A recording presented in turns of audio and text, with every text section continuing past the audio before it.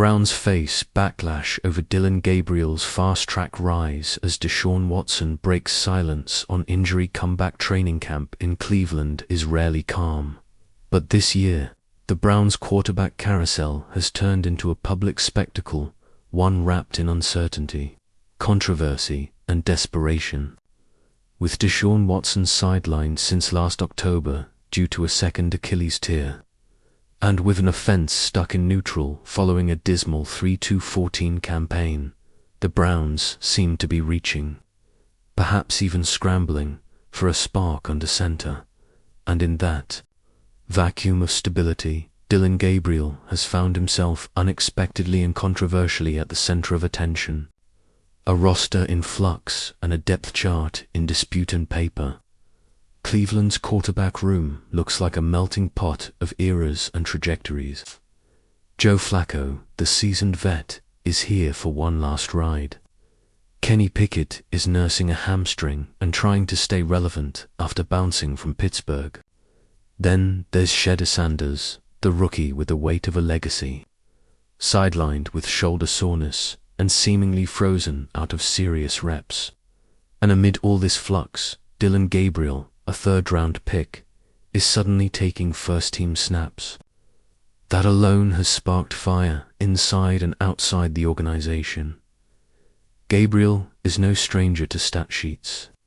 At the college level, he was prolific, setting an FBS record for total touchdowns and nearly topping the all-time list for career passing yards.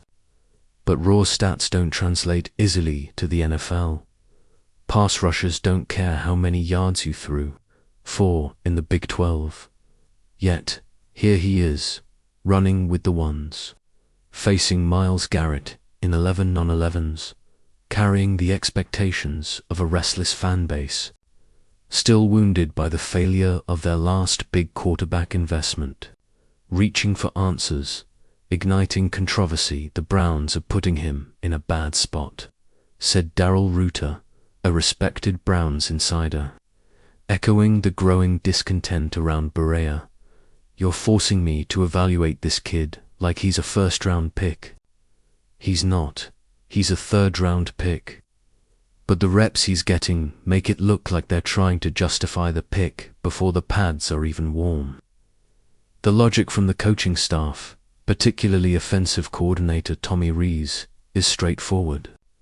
Maximize reps for all passers and find who can produce under pressure.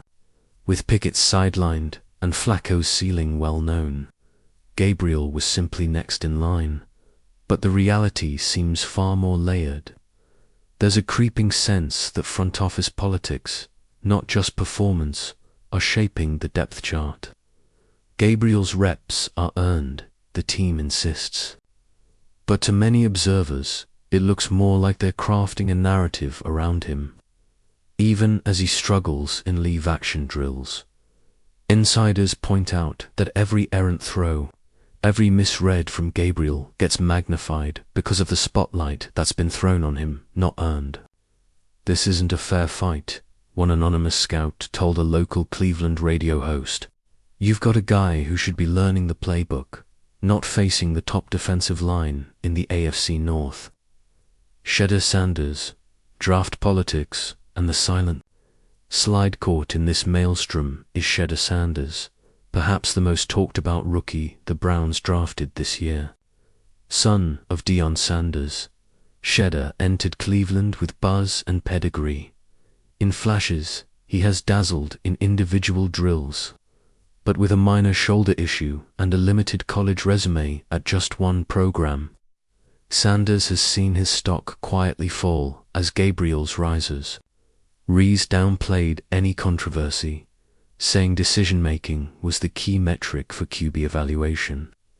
Yet it's hard not to notice the optics. Sanders, a player many insiders believe has untapped upside, is being passed over in favor of a third-rounder with no major advantage beyond availability. In the NFL, sometimes being healthy is enough. Other times, being the safer bet is the real currency. But make no mistake, Shedeur is watching, waiting.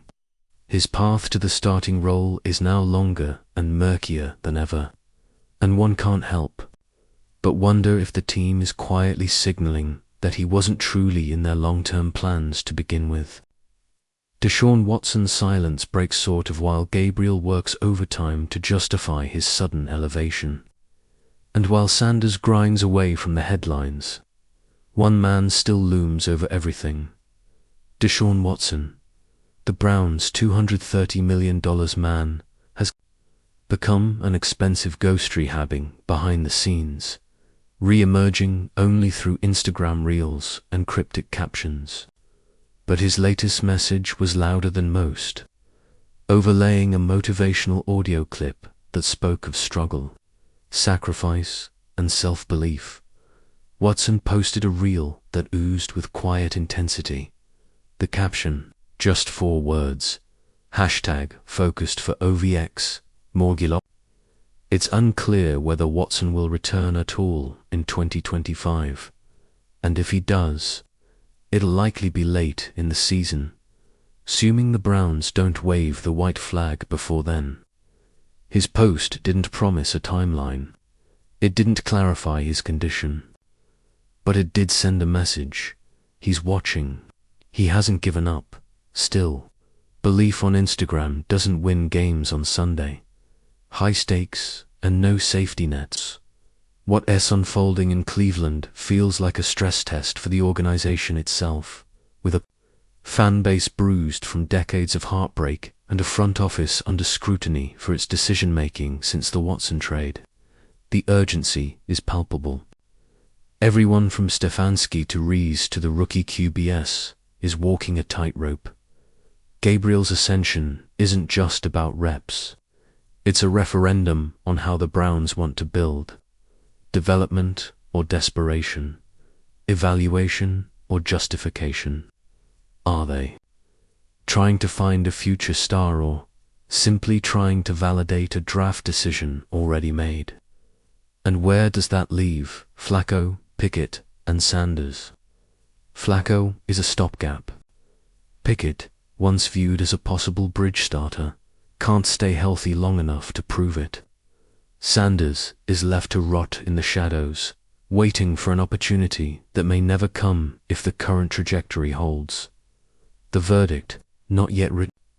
Now, the Browns' QB situation looks more like a reality show than a roadmap to success. Dillon Gabriel is the face of the experiment.